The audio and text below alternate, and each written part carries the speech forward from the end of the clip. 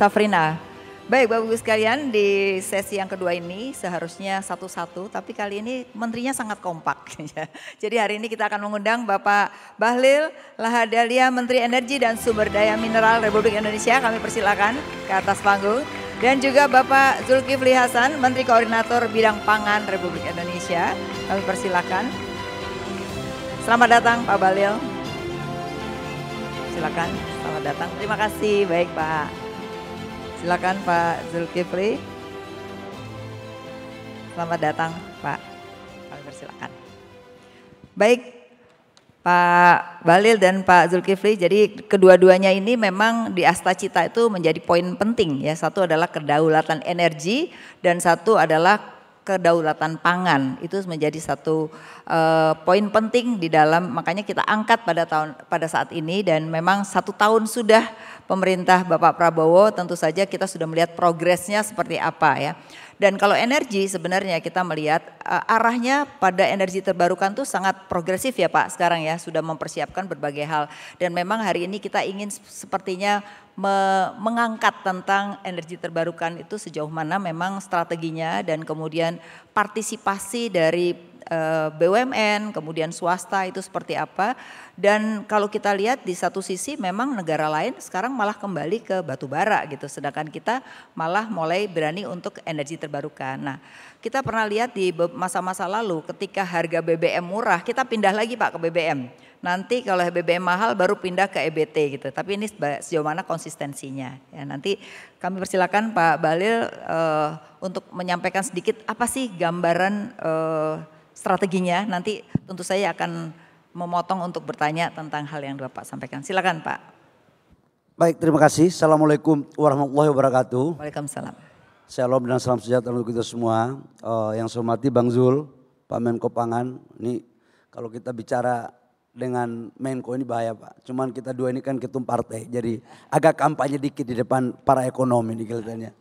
Ibu Afiliani yang saya hormati, Bapak Ibu semua, Prof Didi yang saya hormati. Saya hanya memberikan highlight beberapa waktu sesuai dengan apa yang disampaikan di sini.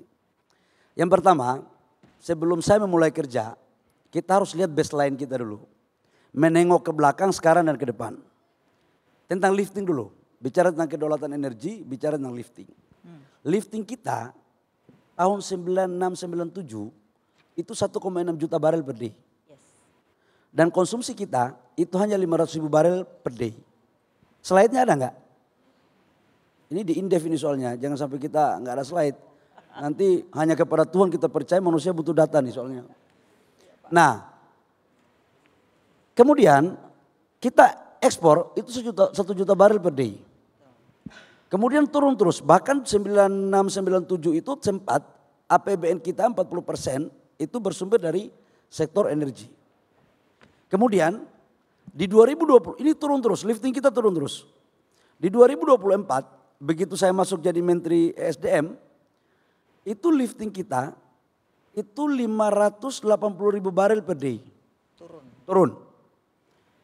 Target APBN waktu itu 605 ribu barel per day. Di mana konsumsi kita itu sudah mencapai 1,5-1,6 juta barel per day.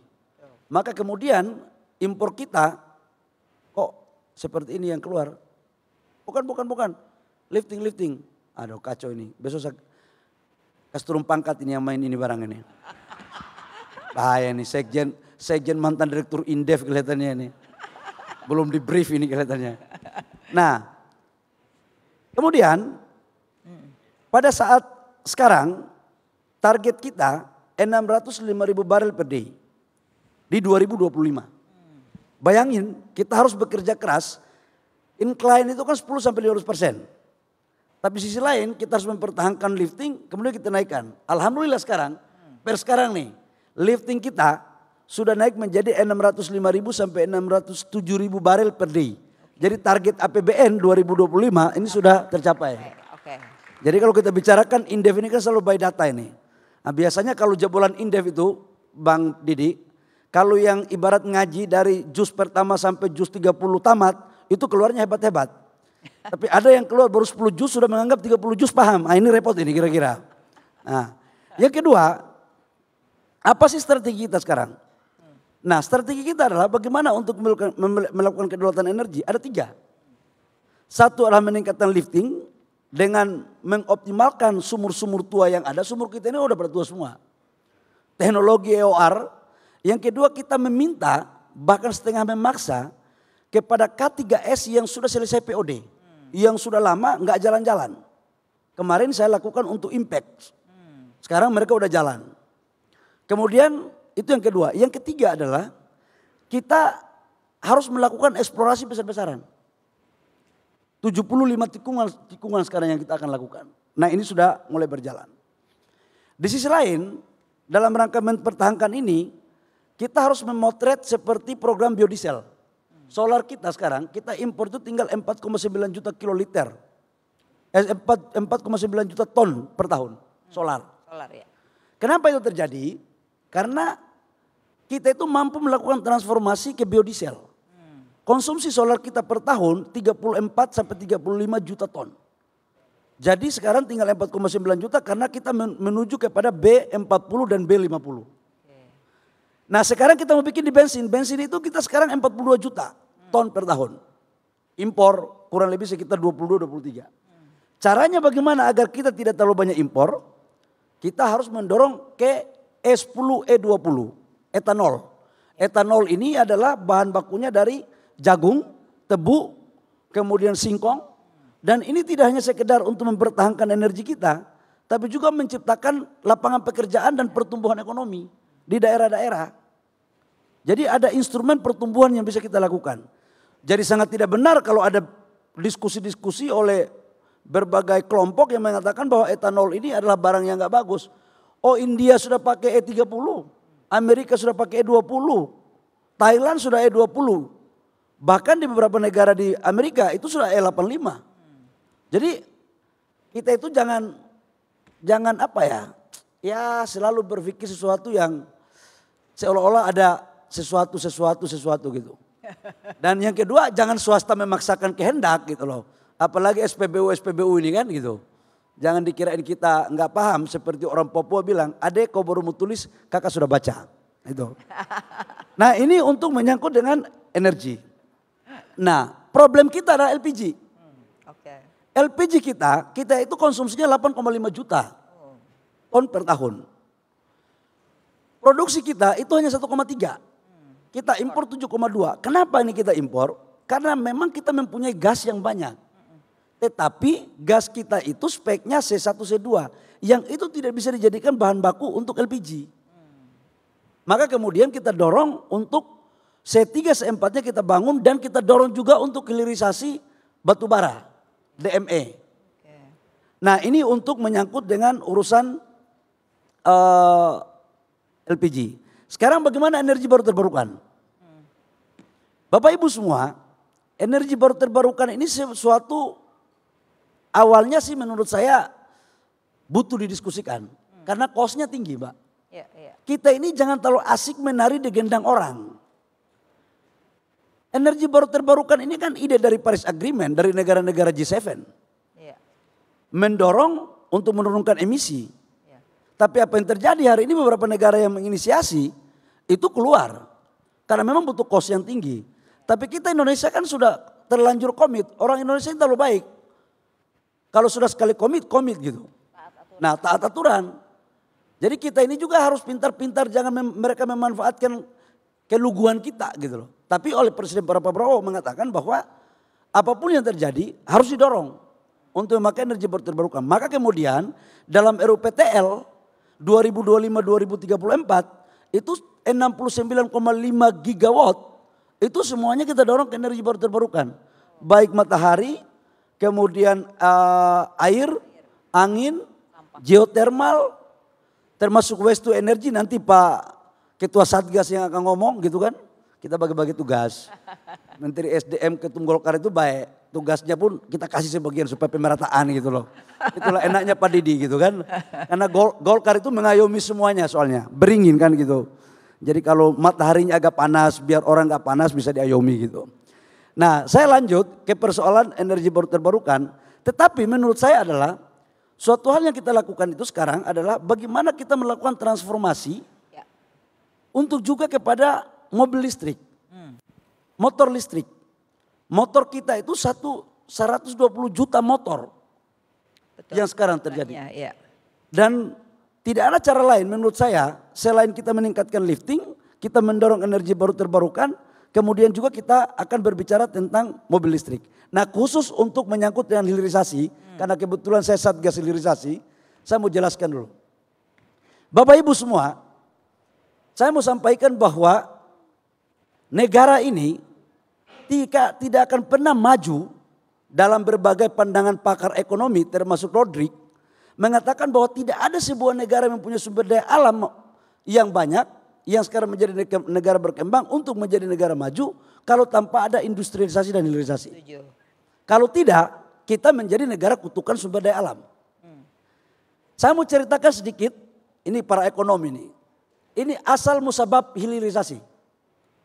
Kalau tadi mungkin dari Kementerian Investasi menjelaskan, itu melanjutkan apa yang kami buat dengan Pak Didi dulu. Bapak Ibu semua, kalau kita melihat, kita mengambil contoh ekspor nikel. Nikel kita itu tahun 2017-2018, ekspor kita itu hanya 3,3 miliar US dollar. Kita menyetop ekspor ore nikel, banyak persoalan waktu itu saya jadi Menteri Investasi Kepala BKPM, bukan Menteri SDM waktu itu. Saya diminta untuk menyetop itu. Oh saya dihajar oleh teman-teman saya. Waktu saya menyetop itu ada sekitar 500 ton ore nikel perusahaan saya dulu waktu saya jadi pengusaha. Itu di GT.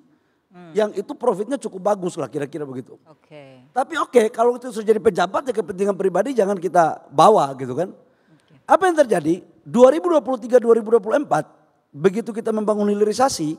Itu ekspor kita sudah mencapai 34 miliar US dollar. Namun Bu, satu hal. Hilirisasi ini dalam pandangan saya waktu itu adalah belum adil. Belum adil. Masalahnya di mana Pak? Karena hilirisasi yang kita bangun bukan by design. Tiba saat tiba akal. Ya. Tidak disiapkan. Tidak dipersiapkan dengan baik. Gimana tidak adilnya? Pertama, di Cina, di Korea, di Jepang, orang membangun hilirisasi itu ada keterlibatan negara. Ada institusinya yang langsung cantolan. Kayak di China itu langsung di bawah PM. Betul. Di Korea itu di bawah Menteri Bappenasnya. Di Indonesia nggak jelas. Makanya kita membuat badan. Saya pernah dikritik oleh Pak Faisal Basri almarhum. Sama Pak JK. Pak sekarang namanya kan hilirisasi dan investasi dan hilirisasi kan. Sekarang BKPM kan sudah seperti itu ya. Betul. Nah sebentar Pak, kan Bapak bicara tentang energi nih. Saya tuh menariknya gini, hilirisasi itu seringkali kalau kita lihat ada beberapa sektor sedang punya problem dengan energi Pak. Terutama gas alam misalnya gitu. Nah ini sejauh mana sebenarnya hilirisasi ini didukung dengan sumber energi yang besar ini Pak. Ini juga akan menjadi daya saingnya akan menjadi masalah Pak. Betul. Kalau kita bicara hilirisasi, tidak hanya bicara tentang bagaimana meningkatkan nilai tambah terhadap bahan baku. Betul. Tapi juga ada instrumen pendukung, termasuk dalamnya adalah energi. Sekarang kita mendesain neraca komoditas kita. Untuk gas 2027 itu kita akan surplus. 2025-2026 betul kita punya gas banyak, tapi kita sudah marketnya sudah diteken 30% untuk ekspor.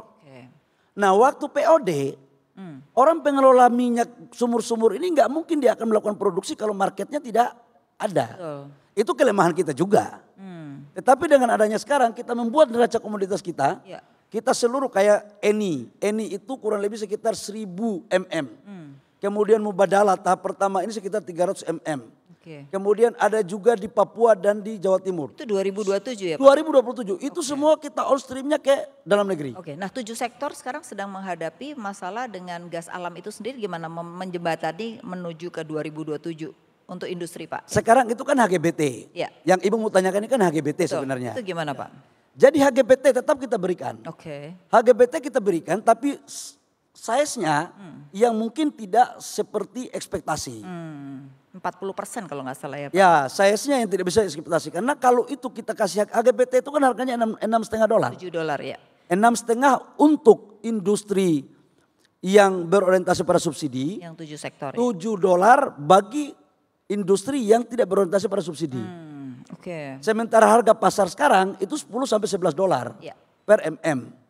Maka kemudian kita dorong agar 2027 ini semuanya bisa tercover. Oke, jadi 2027 ini pasti industri udah akan punya problem. Oke. Saya kembali kepada hilirisasi tadi Mbak. Iya. Saya katakan kenapa tidak adil. Contoh, iup-iup semua sekarang dulu didapatkan lewat tender. Betul. Dan yang dapat itu lagi. Dan sebagian besar kantornya di Jakarta. Saya sebagai mantan pengusaha daerah merasa ini nggak adil. Kita rubah undang-undang Minerba. Kita kasih porsi untuk orang daerah, untuk BUMD, koperasi, UMKM. Kita jadikan orang daerah itu jadi tuan di negerinya. Jangan jadi penonton ketika investasi masuk. Oke. Yang berikut, kita juga harus bicara tentang pembiayaan. Dulu kan nggak ada perbankan nasional kita yang membiayai secara baik. Mohon maaf ya, saya memberikan masukan sedikit para ekonom ya. Perbankan kita coba cek di tahun 2022, mana perbankan yang membiayai hilirisasi. Setelah itu para ekonom mengatakan bahwa hilirisasi itu hanya bertumpu pada asing. Tidak pada dalam negeri. Yang boh gimana yang biayai kreditnya di luar. Maka kemudian saya katakan bahwa harus ada lembaga pembiayaan. Supaya nilai tambahnya semuanya dalam negeri. Alhamdulillah Pak Presiden Prabowo mempunyai komitmen untuk membangun Danantara. Dan sekarang semuanya dibiayai oleh Danantara. Sekarang kita dari Satgas Hilirisasi sudah mengajukan 18 proyek yang dipimpin oleh Prof. Erani. Dengan total nilai investasi hampir 300 triliun. Danantara yang akan membiayai ya? Danantara. Ya. Supaya apa? Nilai tambahnya semua dalam negeri. Oke. Jadi itu udah mulai berjalan? Udah mulai jalan. Pra FS-nya udah, sekarang FS udah putus di atas. Sekarang tinggal eksekusi. Dan 75% dari situ dari sektor SDM. Baik. Nah yang berikut lagi menurut saya. Hilirisasi ini sebagai trigger pertumbuhan ekonomi. Tetapi harus dikelola dengan baik. Harus berkelanjutan, harus ada lingkungan yang memadai. Baik. Nah itulah kemudian ke depan hal-hal ini yang menjadi fokus kita di ESDM. Untuk satu sisi mempertahankan kedaulatan energi. Tapi hilirisasi di sektor mineral batu bara dan oil and gas juga merupakan bagian terpenting untuk membuat ketahanan energi dan substitusi terhadap impor yang selama ini kita dapatkan. Jadi hilirisasi ini akan membuat sebenarnya Indonesia akan punya daya saing yang lebih tinggi ya. Pasti. Itu harusnya. Oke. Baik, kalau terima tidak kasih. kita menjadi negara kutukan sumber daya alam. Menurut Prof. Didik Rakbini waktu ujian saya. Terima kasih Pak Balil. Nanti